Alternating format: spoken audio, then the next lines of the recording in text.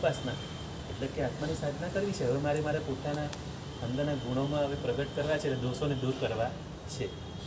તો જાવ નિયમ પજ્જુવાસમી, જ્યાં સુધી હું 2 ઘડી પજ્જુવાસમી, જ્યાં સુધી આ પરુપાસના કરું છું ત્યાં સુધી હવે શું છે? દુવિહમ દ્વિવિહમ. દુવિહમ એટલે 2 પ્રકારે.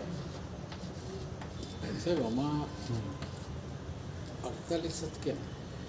હા, 48 એટલે 1 મુહૂર્ત. બરાબર 48 મિનિટ એટલે 1 મુહૂર્ત કહેવાય.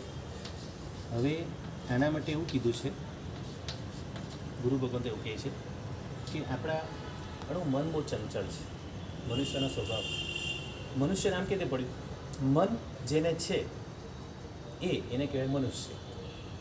હવે મન બહુ ચંચળ છે, એ 2 ઘડીથી વધારે સ્થિર નથી રહી શકતી. 45 કેમ નહીં, 50 કેમ નહીં? હા, 48 કેમ કે 2 ઘડી. આ 45 તો આપણે શું છે, મિનિટને બધું તો ક્યાં હમણાં આવ્યું, આ સાયન્સના જમાનામાં આવ્યું. 15 મિનિટ ને 30 મિનિટ ને 45 મિનિટ શબ્દ. આ તો સાયન્સનો, અંગ્રેજોનો જબ શબ્દ છે આ. બાકી પહેલાં આપણે ઘડી હતી, માટીની ઘડી. એટલે છે હા, 2 ઘડી, 24 મિનિટની 1 ઘડી. અને એની સાથે આપણે મિનિટને આપણે સેટઅપ કરી છે અત્યારે. બાકી તો 2 ઘડી એટલે 48 મિનિટ. હવે એમાં બધું આવલિકાને બધું ઘણું બધું આવે છે, એ બધું બહુ ડીપમાં જાય છે. આપણે એ જ્યારે આપણે સમયનું લેશું કાળચક્રનું. વાટમાં બી બોલે 2 ઘડી તો શાંતિ રાખ. હા, એમ 2 ઘડી તો શાંતિ બોલે જ રહે. આપણે. એટલે કે કહેવાનો મતલબ કે આટલી બધી ચંચળતા કેમ છે તારામાં? જો એમાં આમાં બી બે ઘડી ગંભીરતા આવે આવે, છે. આમાં બી ગંભીરતા આવે. કે જેનામાં ગંભીરતા ન હોય ને એનામાં ચંચળતા